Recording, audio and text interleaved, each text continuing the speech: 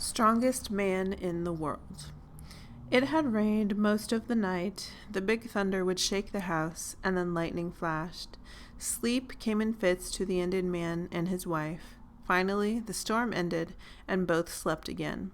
As the sun raised its face the next morning, the skies were clear. The man was awakened by the birds' wake-up songs.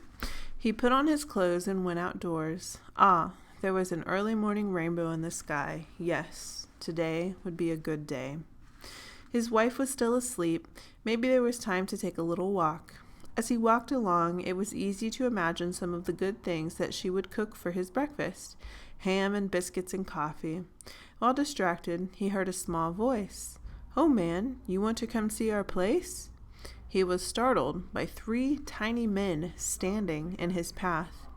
"They are too small to hurt me," he thought. His curiosity overcame the thoughts of food. He followed the little men, walking through the underbrush in a south and westerly direction. Soon, the little men reached a small stream. The leader gathered them near the water. Their little voices sounded like many bumblebees. He gestured and talked, then turned and looked directly at the man. The leader spoke to him.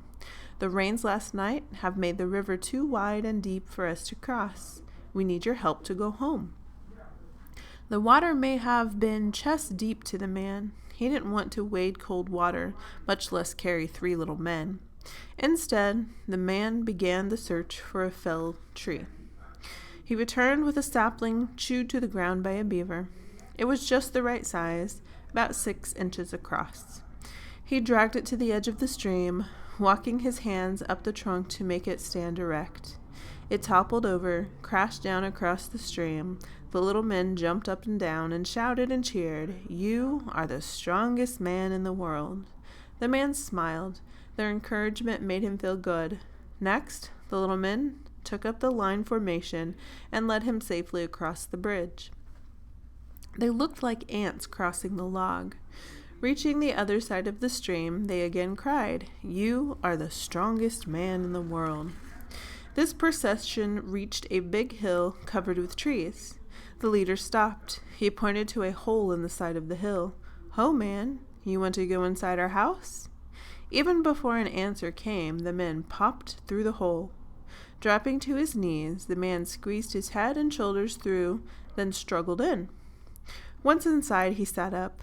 A good hunter learns to use his nose, especially when it's dark. What he smelled was danger. There was a heavy, pungent, musky odor in the room.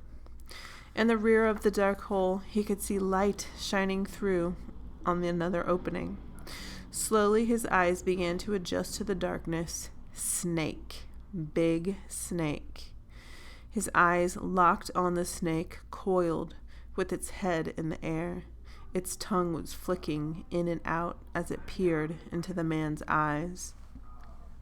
Then he was aware of hissing. He didn't dare to move his head, but looked sideways. The room was filled with hundreds of snakes of all sizes.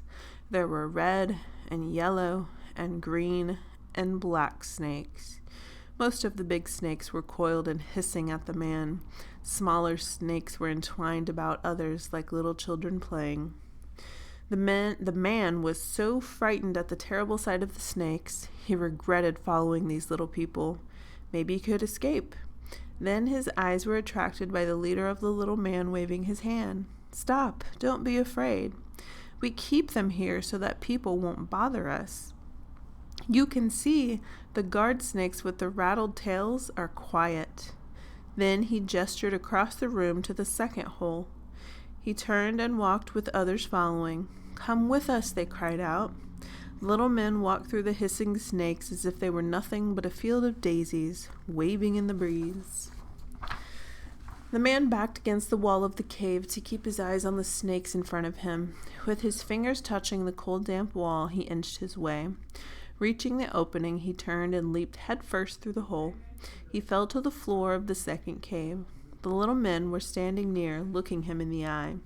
One at a time, they would stick out their tongues at the big man and hiss like one of the snakes. All laughed. They were making fun of him. After watching them walk through the snakes, he admired their courage. Lying on the floor, he no longer felt like the strongest man in the world. His heart was still pounding.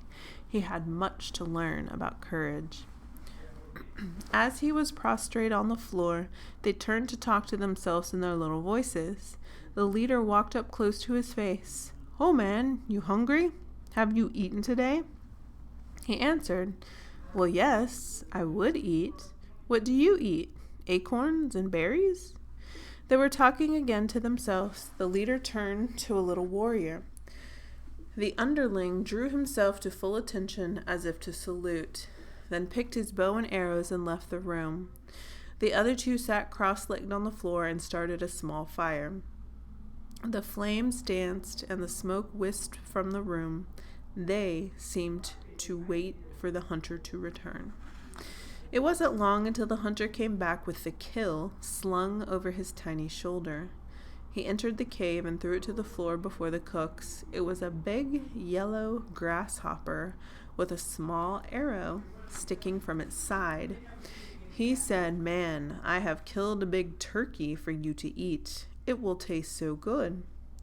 The cooks began to roast the grasshopper. When it was done just right, the head cook tore off a leg and passed it to the man. "Have you ever eaten grasshopper, even roasted grasshopper?" It took great courage for the man to take a small bite from the roasted leg. He was quite surprised to learn its taste was like wild turkey. He was hungry. It surprised him that his stomach was so full even though this grasshopper was so small. The little men patiently waited and watched the man eat his fill. Then each one ate small portions. When finished, they wiped the last trace of the turkey grease from their little hands onto their little bare legs. They smacked their little lips and clapped their little hands and smiled. Once the meal was done, the chattering began again. The leader stepped forward. "Man, you stay with us for a few days? We want to show you more of our ways." The man was captivated with their courage and skills, and rather disappointed with his own. Leaving meant to cross that snake pit. He was pleased to stay with them. 3 days later, he returned home. His wife remembered the rainbow she saw the morning that he had left home. He left before breakfast and returned days later, happy and so peaceful, not hungry and not talking about where he had been. She would not have questioned the children, and she wouldn't question him either. Breakfast was served, and good luck seemed to follow them. The man was right. This had turned into a good day. The end.